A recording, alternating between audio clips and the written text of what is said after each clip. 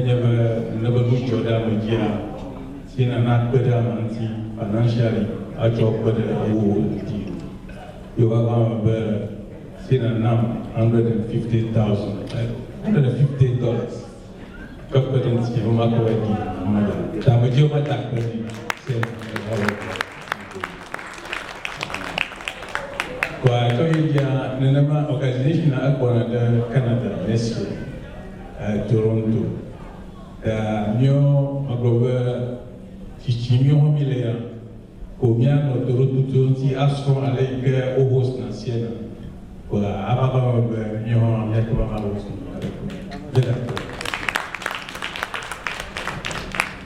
Okay.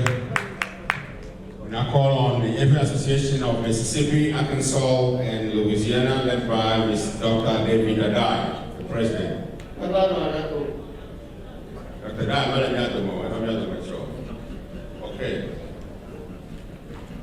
Your associations are go, a woman led, woman get a CEANA formally, Daka, was a Poco, and World Convention, Yamabe, and the Chava Yatome. Aba komia kwa nao wao muopeni ebene yo trojwa wa aba abutama beje yo ageremia dome ifia banyo wo ha no de wo kefia mayo Mr. Bernard Gadagui, Cincinnati, Ohio.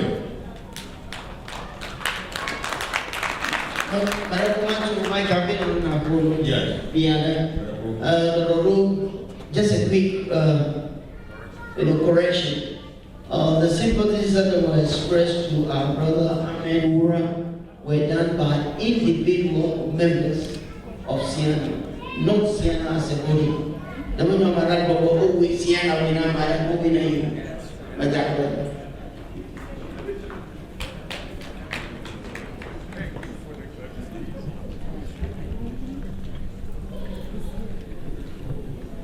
Hello, I'm Bernard Galati.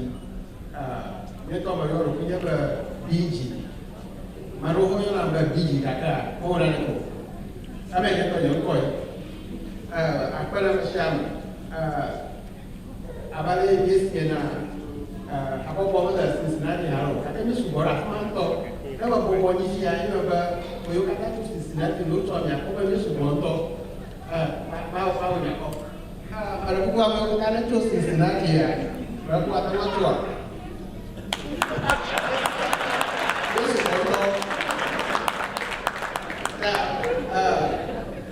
Mia akaja kama yote Cincinnati ndio baada ya jambo kwa magoji. Lema msaje ndio ma challenge na CEANA secretariat ba na most na ko that Guara Mati Wokos na conventional Majiba Matwa for Mima, then you're a host in Cincinnati.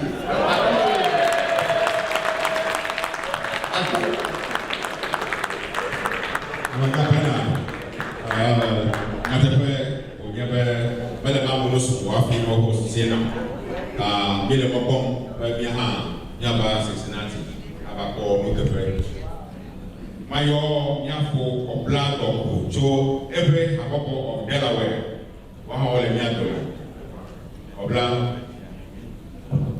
Okay, Ndina.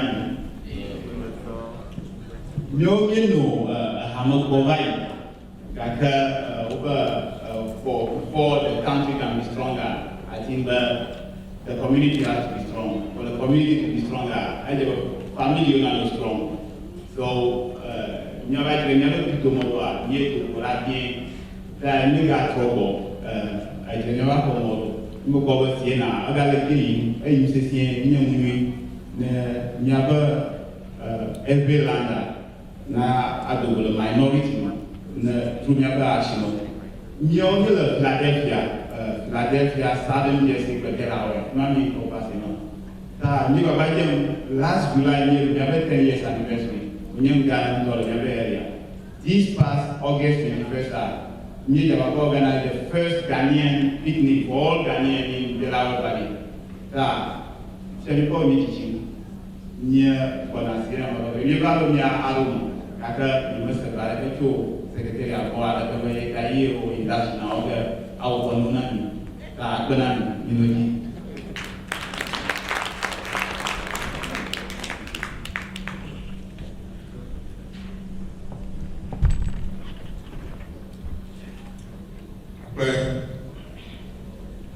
Miano video au cho kuramela comme ele beno cho boda me nyame mia ko miano bio cho Canada o cho de gakea amro cho de wafi do miako miano video le miato me ya cho Germany le viol le cho Germany ba miato me me si ban ko ni ya o fa tigrela evana afi miafo afanyoha avana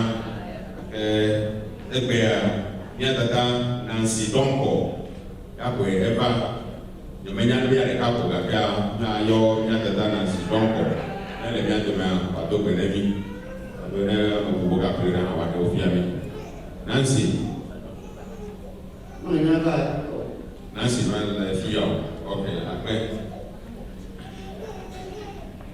nude ni ngobebie akele bebe miawe ngebe CEANA be anenela no viado o dole miando me o miafuro o leha o akobe lucia mi miawa wa akere mianti ne no fam me wa malve le fe ya mala o plemidi o trome kwe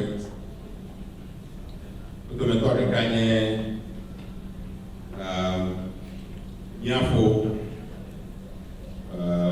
Washington, Orange, Washington, Tromagbe, Tiro Yabai, Afimiafo, Legana, Afimiafo, Philip, Fuga, Tromagbe, no Canada, Vermokata, Uwamu, Ugogo, na CEANA, Ojebe, Nia. On our own by a moment of silence. When the baby has now come for the car, and 23.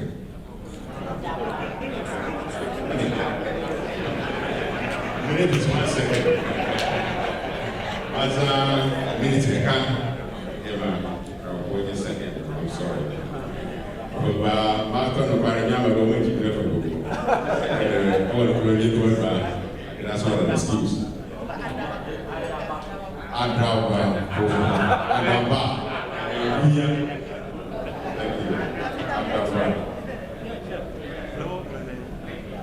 yeah, Tamia's among Pokoya, moment of silence for this.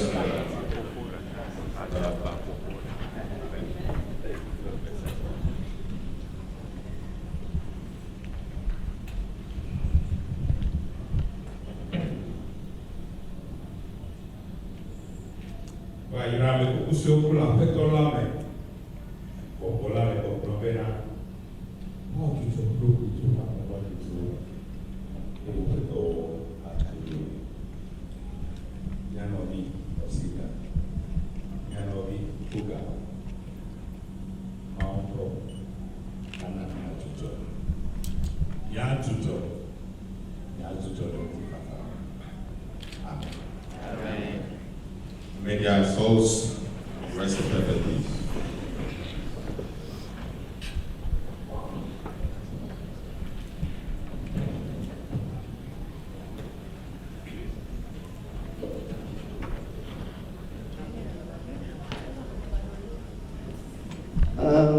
Lady Aquia, my bathroom, the ma atu berber awi bukan, aber abe pakwe ola konta. Over Yabuba, the Mati to go of the Elmo. That time of Padono, Maga Adam Awuni, Agri, the backlog of the Catabo. I'm trying very hard to speak every language because those invited guests at the high table have oratorical skills than I, and therefore I want to switch to my zone of comfort. So I will not step on their toes in doing so. The invited guests to my immediate right after Reverend Ujafi is the Honorable Retired Colonel Cyril Nagu, who is the Malta Regional Deputy Minister. Isyapagan amiaya padang to na nyapa amungong to majik pola tapanola isyapagan ni. Next to the Honorable Minister is Honorable Dr. Glover Bernard Glover, a member of the Council of State of the Republic of Ghana. Nya afo Dr. Glover yenya to call Takpapa Gan, no Padumatoraka, he also young Denima Misha Baganani. I mean, Odo Fiao, Miafu, I mean, Adu Ausaku, Adu Koba, Afu, my grandma said, Miafu Papo. Agama biasa isya pagana amia ibon wapa amaraka imakuta ko yoto mi koga fia ame kledo enya miafo Derek Blimey opo tokyo agama magapo mupie ame la magba alo umbrella clochi enye miafo abe jiga madofio enye MP na afghan kedu no ishabana. Also amongst us we have visitors, the Ransom Equipment Sales Group, who are also here, Mr. Percy Ransom and his colleague. Please let's give him a big round of applause. I skipped one of the guest speakers because he was not at the days at the time, and I see him walking to take his seat. He's none other than our brother and friend, Dr. Anthony Ujo. These are the invited guests and who also share with us thoughts as to where we should go, the direction to which CEANA should take, so that we as a body will also be counted among others. Quickly, the next speaker is none other than my big brother, Derek Blimey. Mr. Derek Blimey is a successful businessman who has been investing in domestic and international business ventures for over 50 years. 35 years, pardon me. In the early years, he was limited in resources for developing personal projects as he built a career in the oil and gas industry. With master's degree in petroleum engineering and engineering management from the University of Southern California, he was hired by Mobil Oil Corporation, and then he moved on to become the vice president of a Canadian oil and gas entities that are in the U.S. exploring various areas. In 1987, because of his personal interest in the oil business, he founded his own company, Cowrie Enterprises. And as you've been told, he's so much involved in issues affecting Everland, and therefore is doing so much to help us. His newest entity, Cowrie Capital Group, ventures include projects in West and Central Africa.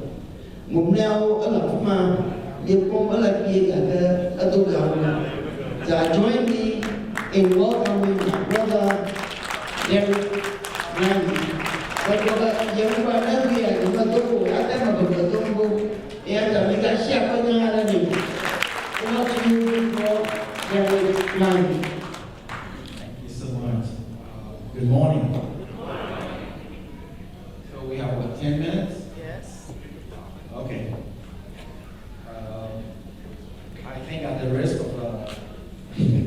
offending a lot of people. I think I better speak English. Sitting next to Dr. Pardo, I learned 3 months ago that there was a word for people like me, and I'm sure I'm probably not even going to pronounce that correctly. And it's, I think, asome. Is that correct? Asoma. Asoma. How many people here understand, know the word asoma? Asoma. Asoma. Okay. Let me tell you what it means. My understanding is that it's an adult who cannot express himself in his native tongue. Or, for that matter, someone who's an alien or unintelligent. Right? In his own culture. So there are two things. One is either I'm going to get disinherited by the airways, or I am unintelligent in my own culture. So whatever we say here, just take that with a grain of salt. Like my father always said, a word to the wise. It would have been really great if I could speak Arabic like most of the people who spoke before, or my younger brother, but unfortunately, I think most of my time was spent somewhere else, so you'll just have to tolerate English now. I've had to just throw away my notes, so I'd like to welcome the honorables. Thanks so much for coming. The new secretariat, congratulations. And my fellow core members, good morning to all of you. One of the things that I would like to do is maybe we talk about the myth that surrounds airways and when it comes to money in terms of investing. I think most people will agree with me that when it comes to investing or when it comes to money, airways basically will be said to believe that we do not like to take risk when it comes to money. Another myth is that airways are very notorious for saying, if we had money, we would do it. And then, of course, there's a number of them that also said, we don't know how to do business. And I think that is really not true. It's a myth. It's very true that as airways, we are very, very well educated. We have a lot of assets, but we don't really even know how to leverage our talents and skills to actually venture out together. And so the question that comes up is, how do we actually move forward with all this?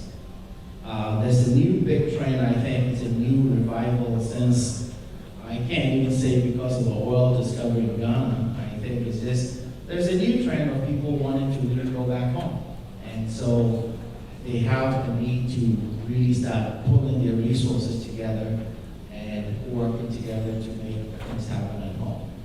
And so that brings out the issue of how do we move forward? How do we partner with each other? Most successful businesses require a lot of different skills. And it's very rare to find one person that has all those skills. And so the best thing to do is to partner with someone who has some of the complementary skills that we have. But the problem that comes up sometimes is that how do we actually value these opportunities? If somebody comes up with a business proposal, how do you decide what it's worth, and how do you compensate them for their skill level or what they're bringing in? And that's usually the case. And I have to say that, we've invested all over the world, primarily in oil and gas, but I'm very happy to announce that last year, because of a very good friend of mine, and because of the encouragement of the regional minister, we actually went to Ghana and decided that, enough talk, let's do something about it. It's time to just shut up or put up. And so we went to Ghana, and luckily we were able to find a partner. We have always been very skeptical of doing business in Africa because of record keeping and things like that.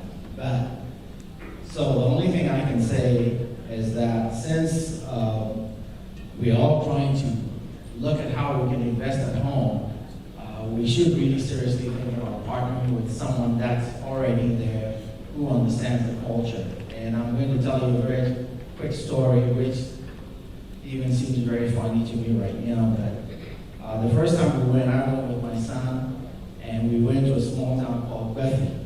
No, I'm sorry, Akwanahwe. And I'm sorry. And so when we first got there, they said, okay, we've come a long way, so they had to wash our feet. And my son looked at me and said, oh, by the way, my son was 1 year, so he looked at me and said, wash your feet, what does that mean? And I said, well, you'll see. So they took this old pot that we both believe that maybe hadn't seen any action for 20 years. The guy took his hand, rolled it in the bottom, patted the thing on the bottom, and just poured the palm wine in it and started serving it with the same calabash for about 10 different people in the room. And we were all supposed to drink from the same thing, but so now he always talks about wash your feet, and we were very surprised by that. But the other story was that, my partner, also we had decided when we were trying to buy some land in Ghana, we had negotiated a price, and when we went there, the people called, I think we agreed to maybe $10 an acre or something like that, and the people wanted 75. And so my American or whatever training says, let's just walk, this is ridiculous. And so we talked about it, and he said, just calm down. And we went back, and he said, yeah, we'll get it. But what happened was that, to my surprise, he was standing there and started talking about, oh, we went to see this Abriwa, and the Abriwa said this, and he went on through this whole story. And I'm thinking there, sitting there, thinking, what the heck are you talking about? There was no Abriwa here, but surprisingly, the other group also was talking about, yes, we met the same Abriwa. And so the need for understanding how to do business in different parts became very, very apparent. And so sometimes, even though we have a lot of skills that we can do present value calculations and all that, we need local knowledge. And that's where a partner also comes in very handy. Ladies and gentlemen, really, it's my pleasure to tell you that my partner, who has the skills that I do not have, is in the room today. So God, will you please stand up for a second? Mr. Gordon, and because of him, we now have a lot of land in Kwando and Befi, and we started a palm farm. We're going to grow about 1,000 acres of palm very soon. Hopefully we'll get to 10,000 acres, and then probably bring in a processing plant that will actually start processing crude palm oil, hopefully to be sold for food or to be turned into biodiesel.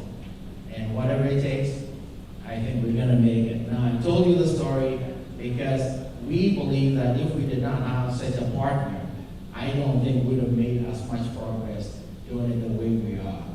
Now, at the risk of offending the government, I know we encourage you to come home, but it is very, very, very difficult to get things done when you get home if you don't have someone there. And it would be very helpful if the governments would actually make it a little bit easier to get proper records, get recording, get title, and help negotiate transactions when we come home. Because I think a lot of people are willing to go home, and a lot of people just need to partner out and start doing something. So because our time is short, I'm going to end here, and I just want to tell you guys a little story which I always just make sure that I keep in mind. And it was about a very wise old man who lived in a small town. And since we're doing business in Befi, I think he lived in Befi, specifically Befi Don.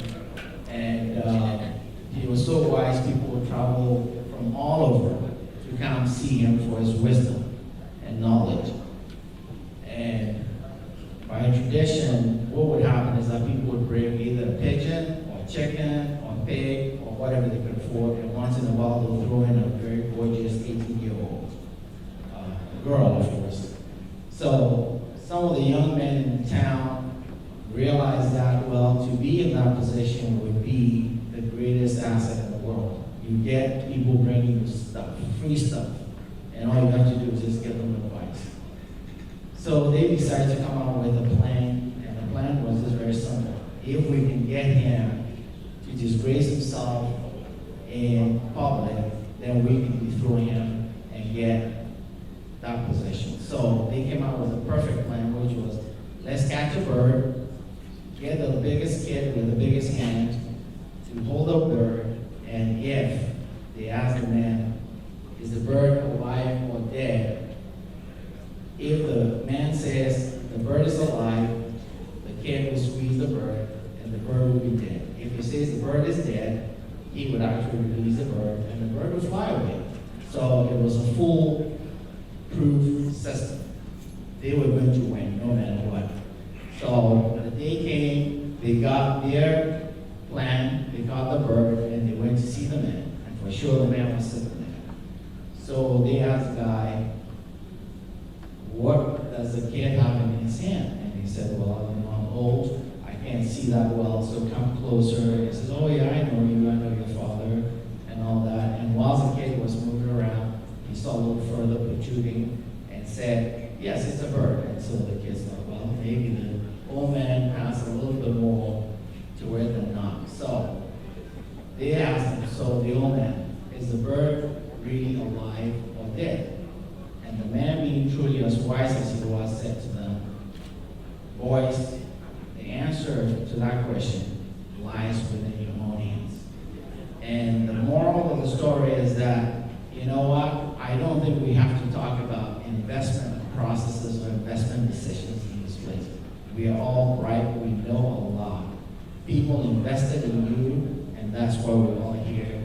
And so, if we truly want to do it, there's a lot